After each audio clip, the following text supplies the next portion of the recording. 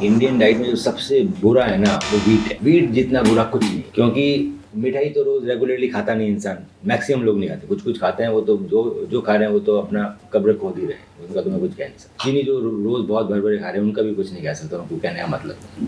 पर नॉर्मल इंसान जिनको लग रहा है, जो चीनी भी नहीं खा रहे, मिठाई भी रेगुलरली नहीं खा रहे, एक्सरसाइज भी कर रहे हैं, उसके बाद भी हजार तरह की बीमारी आ रही है, वो जड़ एक वीट है। सो वीट में जो ग्लूटेन है वो कहीं नेचुरली तो था नहीं जी। कब था? जब इंसान की उत्पत्ति हुई तो वो हंटर और गैदरर था। तो वीट कहाँ मिला? उसे मिला ही नहीं। वो तो ठीक है, पॉपुलेशन बढ़ी, अब इतनी सारी पॉपुलेशन में कैटर कैसे करें, इतना खाना तो है ही नहीं। तो लोगों ने खेत बनाए तो वीट आ गया, कॉर्न आ गया। अब कॉर्न तो यहाँ चलता नहीं है, कॉर्न अमेरिका में बड़ी समस्या है, वीट हमारे यहाँ बड़ी समस्या है। सो वीट में जो ग्लूटेन है वो क्या करता है, आपकी जो इंटेस्टाइन और स्टमक की लाइनिंग से उनको लीकी बनाता है, उनको डैमेज करता है। उनको डैमेज करता है तो चलो आपने 1 साल खाया, 2 साल खाया, बचपन से खाए जा रहे हो, आपकी बॉडी उसको कंटेन कर रही है। लीकी होती है, वापस रिपेयर करती है, फिर लीकेज होता है, वीट खाने से फिर रिपेयर करती है। तो एक टाइम तो आएगा जब वो रिपेयर करना बंद करेगी, थक जाएगी, जब इतना लीकी हो जाएगी। द मोमेंट इट हैपेंस, वो कब होगी मालूम नहीं, 30 साल में हो, 20 साल में हो, 50 साल में हो, सबका अलग अलग रहता है। फिर आपका गट हो गया लीकी। लीकी का मतलब जो बाहर के जितने भी कंपाउंड है डायरेक्टली ब्लड में जा रहे हैं, लीकेज बढ़ गई। And that is the cause for all the autoimmune disease, ulcerative colitis, सारी ऑटोइम्यून रूमेटॉइड आर्थराइटिस, सबका सब रूट कॉज यहीं से आता है आपके गट, क्योंकि आपका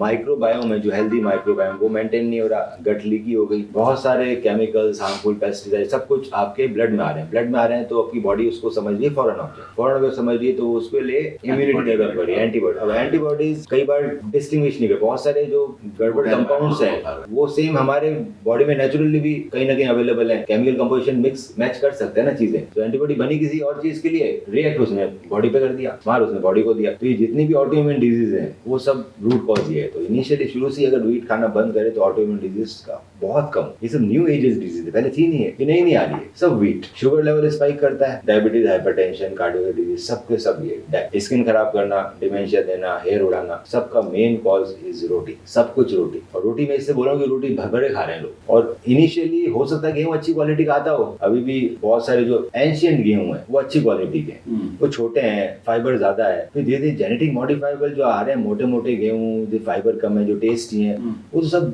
कचरा है जी, फुली रबिश। तो या तो आप एंशियंट खाओ, अब एंशियंट भी ज्यादा मत खाओ, ग्लूटेन इज नॉट गुड। चावल फिर भी बेटर ऑप्शन है। बिना रोटी चावल की इंडियन डाइट फॉलो करना मुश्किल है, मेरे से खुद से नहीं होती। तो मैं पहले बहुत सारी सब्जियां खा लेता हूँ, मैं रोटी नहीं खाता, मैं थोड़ा चावल ले लेता हूँ, घी के साथ खा लो, बहुत अच्छा है। देसी घी होना चाहिए, नकली नहीं होना चाहिए, भरोसा नहीं है। और पनीर बंद कर दो, पनीर भैया पता नहीं क्या है, पनीर पूरा टोटली स्टॉप कर लगा, मेरे को मालूम नहीं कौन सा पनीर आ रहा है इंडिया का।